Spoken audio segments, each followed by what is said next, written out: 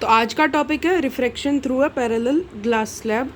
ये टॉपिक बहुत बढ़िया टॉपिक है। इससे हम कुछ रिजल्ट्स निकालेंगे जो आगे हम लेटरल डिस्प्लेसमेंट का जो फार्मूला हम डिराइव करेंगे उसमें हमें काम आएगा। और ऐसे जानना भी बढ़िया है। इसमें प्योर लॉजिक लगेगा, जो हमारा स्नेल्स लॉ है वो लगेगा।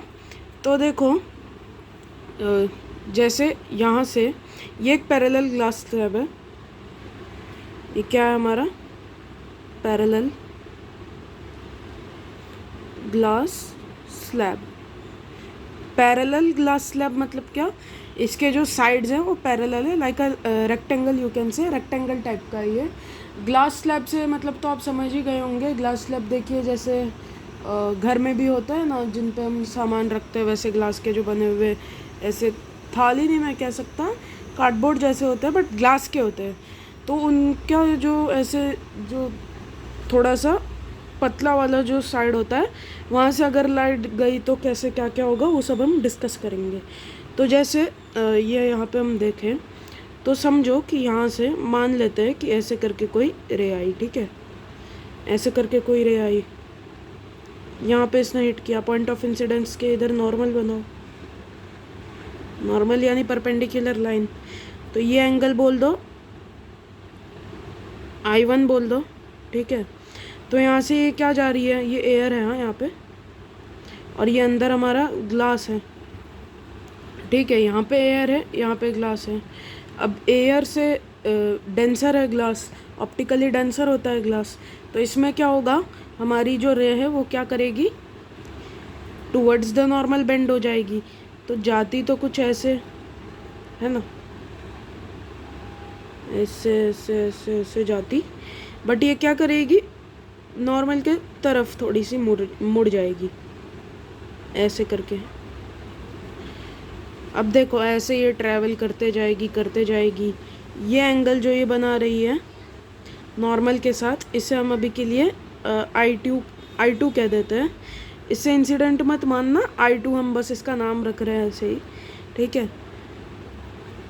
अब ये यहाँ पे हिट करेगी, तो यहाँ पे हिट करेगी तो यहाँ से आप जानते हो वापस चेंज होगा मीडियम में वापस चेंज होगा। तो ये एंगल कितना होगा? अब देखो, ये एंगल है हमारा I2, ये दोनों है पैरेलल लाइंस, तो ये और ये एंगल इक्वल होगा ना, अल्टरनेट एंगल्स हो गए। तो ये भी हमारा I2 हो जाएगा।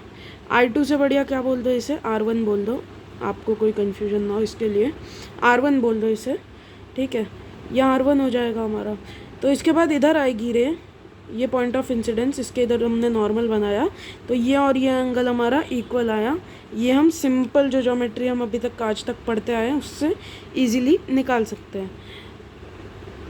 अगर ये नहीं समझ में आया तो यार जाओ अपने पिछले क्लासेस में जो पैरेलल लाइंस चैप्टर था ज्योमेट्री का था, वो सब पढ़ के आओ थोड़ा सा, नहीं तो ये सब समझ में आएगा भी नहीं। तो ये R1 है, ये भी R1 है।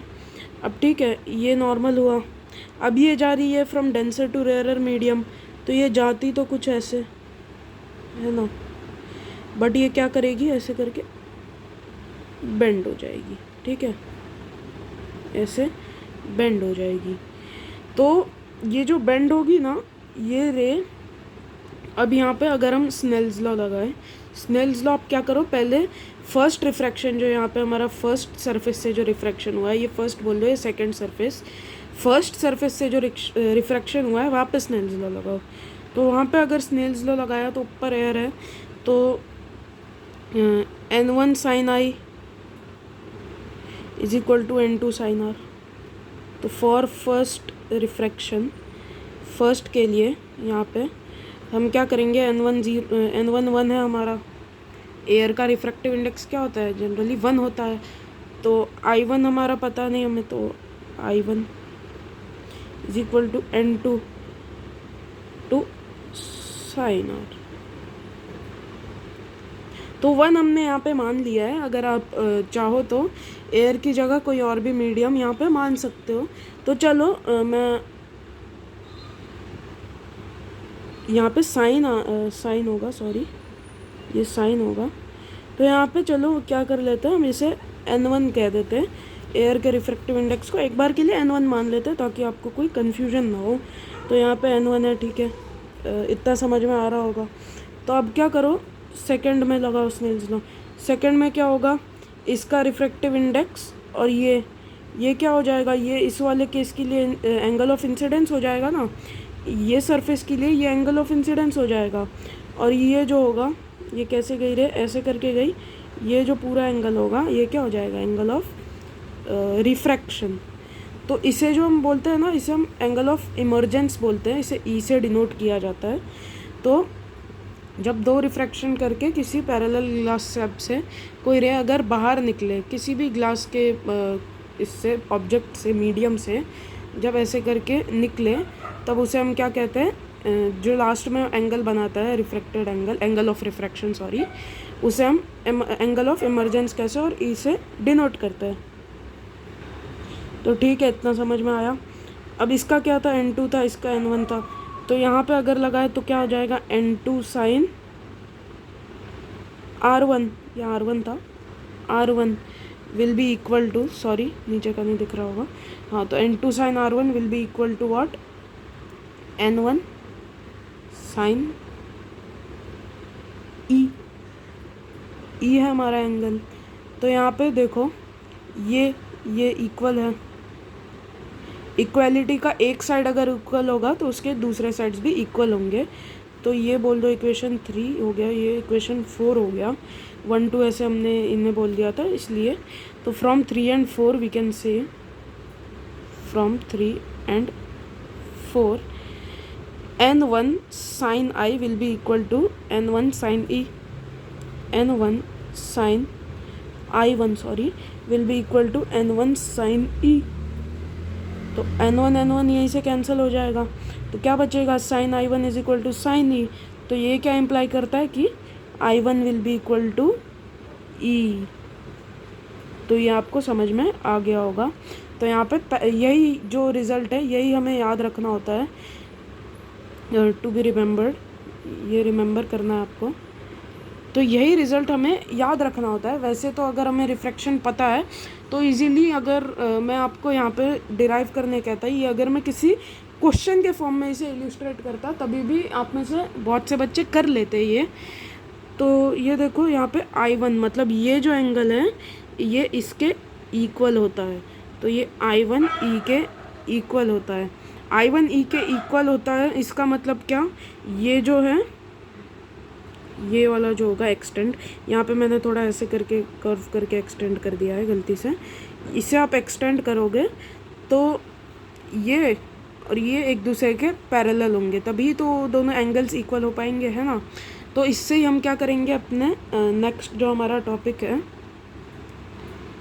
इसके ही अंडर आता है वो लेटरल डिस्प्लेसमेंट। लेटरल डिस्प्लेसमेंट क्या होता है, अब हम उसके बारे में चर्चा करेंगे। तो ये आपको समझ में आ गया कि रिफ्रैक्शन जब होता है इसके थ्रू तो क्या केस बनता है। और अगर आप यहाँ पे डेविएशन देखना चाहे तो चलो डेविएशन पे भी डिस्कशन करते हैं। तो यहाँ पे फर्स्ट केस में देखो, ये I1 था,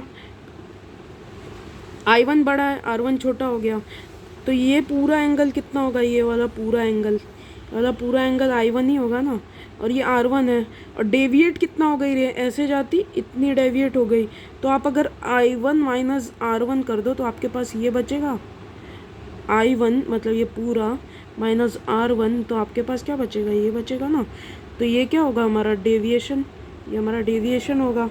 इसे हम डेल 1 कह देते हैं। इसमें हम नेट डेविएशन भी देखेंगे कैसे निकलेगा, मतलब पूरा जो ये हुआ है उसमें डेविएशन कैसे निकलेगा। और आप जब ये भी एनालाइज करोगे तो यहाँ पे आपको पता चलेगा कि यहाँ पे नेट डेविएशन हमारा 0 डिग्री आएगा। नेट डेविएशन 0 डिग्री क्यों आएगा, क्योंकि जो पहले जो इंसिडेंट रे आई है और लास्ट में जो इमर्जेंट रे जो एंडिंग में निकली है वो दोनों तो एक दूसरे के पैरेलल है। तो देखते हैं, यहाँ से मैं वो भी दिखा देता हूँ। तो यहाँ पे देखो डेल 1 क्या होगा, del 1 will be I1 minus R1, ठीक है, इतना समझ में आ गया होगा। और फिर उसके बाद देखो ये पूरा एंगल E है, ये क्या है, R1 है, तो ये भी क्या होगा, R1 होगा। ये ऐसे ऐसे ऐसे करके जाता, लेकिन ये क्या हो गया, ऐसे करके देखो ऐसे सीधा जाता, बट ये इतना शिफ्ट हो गया, तो तो इसे डेल टू बोल दो। और ये एंगल हमें पता है कितना है, R1, वर्टिकली अपोजिट होगा, इससे भी R1, आप जानते ही हो एंगल इधर लो एक ही बात है, यहाँ पे भी ले लोगे इसे एक्सटेंड करके तो एक ही बात होती है।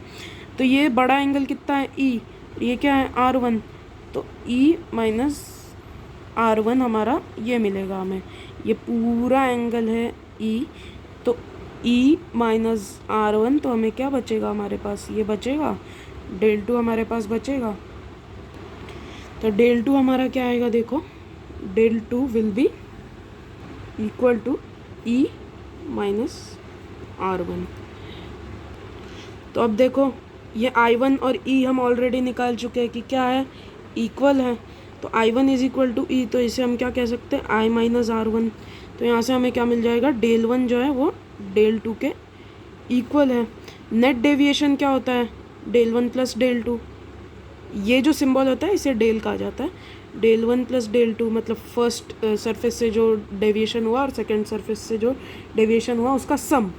अब यहाँ पे देखने वाली चीज़ है, आप बोलोगे ठीक है कर दिया, ये I1 है, ये क्या आ जाएगा, I1 minus R1 plus I1 minus R1, तो ये तो हमारा क्या आ रहा है, 2I1 माइनस R1। तो ये तो आप बोल रहे थे कि ज़ीरो होगा, तो ऐसे कैसे हो गया। तो मैं यहाँ पे आपको एक और चीज़ एनालाइज यहाँ पे करवा देता हूँ, जो मुझे पहले करवा लेनी चाहिए थी लेकिन मैं भूल गया था। तो यहाँ पे ही देख लो, तो फर्स्ट केस में डेविएशन देखो, फर्स्ट केस में आप क्या देखो, डेविएशन देखो। फर्स्ट केस में रे जो थी वो ऐसे जा रही थी और मुड़ कहाँ गई, इस डायरेक्शन में, मतलब कौन से डायरेक्शन में मुड़ गई, क्लॉकवाइज डायरेक्शन में, क्लॉकवाइज डायरेक्शन ऐसे मुड़ गई है ना। और एंडिंग में जो है रे को ऐसे जाना था लेकिन मुड़ कहाँ गई, ऐसे मुड़ गई, इस डायरेक्शन में, इस डायरेक्शन में मुड़ गई, यानी कि एंटी क्लॉकवाइज में मुड़ गई। तो अब आपको अंदाज़ा लग ही गया होगा कि इसमें तो क्लॉकवाइज में मुड़ी, क्लॉकवाइज, इसमें किस में मुड़ी, एंटी क्लॉकवाइज में, एंटी क्लॉकवाइज। तो आप जानते हैं कि एंटी क्लॉकवाइज डायरेक्शन को हम बाय साइन कन्वेंशन उससे हम क्या लेते हैं, पॉजिटिव लेते हैं, और क्लॉकवाइज डायरेक्शन को क्या लेते हैं, नेगेटिव लेते हैं। तो जो डेल वन होगा वो क्या होगा, डेल वन जो है क्लॉकवाइज डेल वन है, डेल वन क्या है देखो, क्लॉकवाइज ऐसे ऐसे जा रहा था, ऐसे हो गया, डेविएट किस डायरेक्शन में हुआ, इस डायरेक्शन में, यानी कि क्लॉकवाइज डायरेक्शन में। तो आप क्या लिख दोगे, डेल वन को माइनस डेल वन, और डेल टू जो है वो एंटी क्लॉकवाइज में हुआ तो उससे प्लस डेल टू। अब हमें पता है कि डेल वन और डेल टू इक्वल है, तो ये तो कैंसिल होकर ज़ीरो हो जाएगा। तो डेल नेट जो हमारा, यानी कि नेट डेविएशन जो है हमारा ज़ीरो आ जाएगा। और इससे भी ये इम्प्लाई होता है कि जो इनिशियल जो इंसिडेंट रे होगी और जो फाइनल इमर्जेंट रे होगी वो एक दूसरे के पैरेलल होंगे। तो ठीक है, मैंने ये भी आपको समझा दिया कि जब पैरेलल ग्लास स्लैब के थ्रू जब रिफ्रैक्शन होता है तब जो है डेविएशन, जो नेट डेविएशन होता है वो ज़ीरो होता है। और फर्स्ट सरफेस और सेकंड सरफेस से जो डेविएशन होता है वो दोनों इक्वल होते हैं बट अपोजिट होते हैं, क्योंकि उनका डायरेक्शन जो है अपोजिट होता है।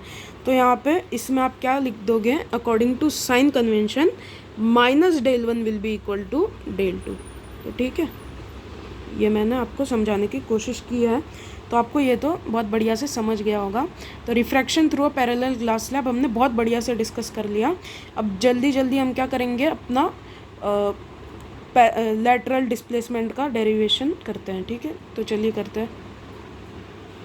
तो यहाँ पे अब हम लैटरल डिस्प्लेसमेंट या लैटरल शिफ्ट इसे भी बोलते हैं, तो उसके ऊपर डिस्कशन करते हैं। तो लैटरल डिस्प्लेसमेंट होता क्या है, लैटरल डिस्प्लेसमेंट डिस्टेंस होता है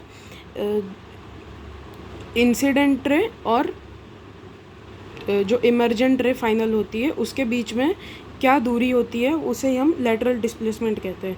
ये इंसिडेंट रे को आगे आगे आगे आगे ऐसे एक्सटेंड करते गए और इमर्जेंट रे को आप ऐसे आगे आगे एक्सटेंड करते जाओगे तो ये पैरेलल होंगे। तो पैरेलल लाइंस के बीच में हमेशा जो डिस्टेंस होता है वो सेम होता है। तो वही जो डिस्टेंस होता है, ये जो डिस्टेंस है, इसे ही हम लैटरल शिफ्ट कहते हैं। इसे आप जो चाहे उससे डिनोट कर दो, आपकी मर्ज़ी है। डी से मैं यहाँ पे डिनोट कर दे रहा हूँ, तो ठीक है, यहाँ पे मैं इसे डी से डिनोट कर रहा हूँ। तो ये देखो, अब पैरेलल लाइंस के बीच में जो डिस्टेंस होगा वो परपेंडिकुलर होगा, ऐसे परपेंडिकुलर गिरेगा इस पर। तो यहाँ से क्या करो आप, ऐसे करके मैं क्या कर रहा हूँ, डिराइव कर रहा हूँ इसे। तो ये डी है, ये हर जगह डी डी होगा और ये परपेंडिकुलर होगा हमेशा पैरेलल लाइंस को। तो ये यहाँ पे भी, यहाँ पे नहीं होगा परपेंडिकुलर, ये ऐसे जो हम यहाँ पे इसे एक्सटेंड करें तो इसके परपेंडिकुलर होगा, इसके परपेंडिकुलर थोड़ी होगा। पैरेलल लाइंस तो ये दोनों है ना, इमर्जेंट रे और इंसिडेंट रे जो है वो दोनों पैरेलल है। तो ठीक है, ये 90 हो गया, ये हमारा 90 डिग्री हो गया।